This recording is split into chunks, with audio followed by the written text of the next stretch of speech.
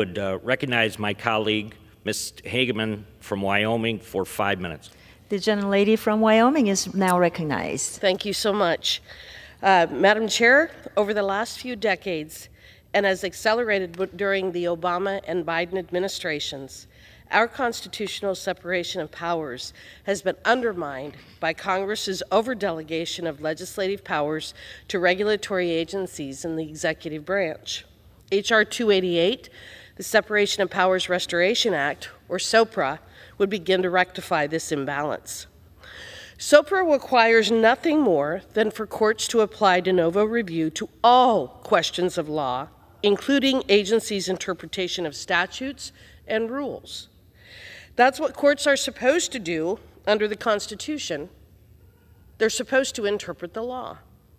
SOPRA would override the ill-advised Supreme Court precedents like Chevron USA versus Natural Resources Defense Council that require courts to defer to agencies' interpretation of statutes and rules so long as they are reasonable, but even if they are wrong, even if they are incorrect. It would end this improper judicial deference that gives agencies greater leeway to pass rules carrying the force of law and which puts a thumb on the scale of in favor of the administrative state and against the American people. By doing so, SOPRA would help restore the constitutional separation of powers, reclaiming the court's role as the branch that interprets the law, and Congress's role as the branch that makes the law. If we were to look at this issue as if it were a dartboard, courts should be aiming for the bullseye of what a particular statute means and enforcing the legislative intent.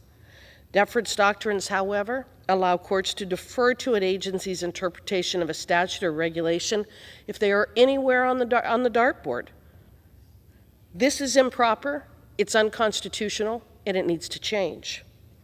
Agencies often try to avoid consultation and collaboration with the very people who are the experts, the people who must live, work, and often suffer under the rules and regulations that they mandate.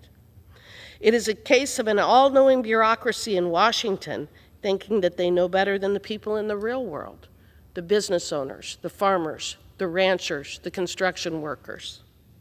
SOPRA also would help to promote the electoral accountability of policymakers by ensuring that it is Congress's policies and not those of unelected bureaucrats that govern the American people.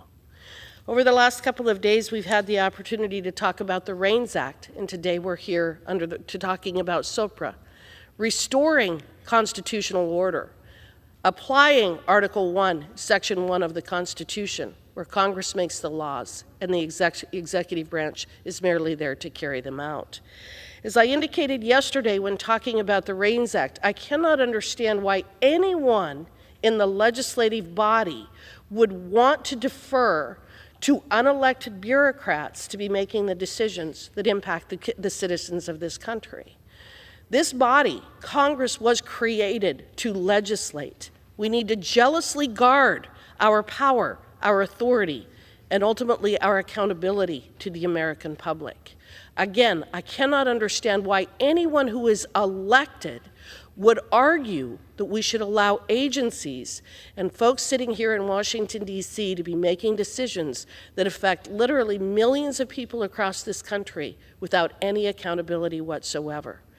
I want to retake our authority to legislate. I want to make sure that this body carries out its responsibilities and duties.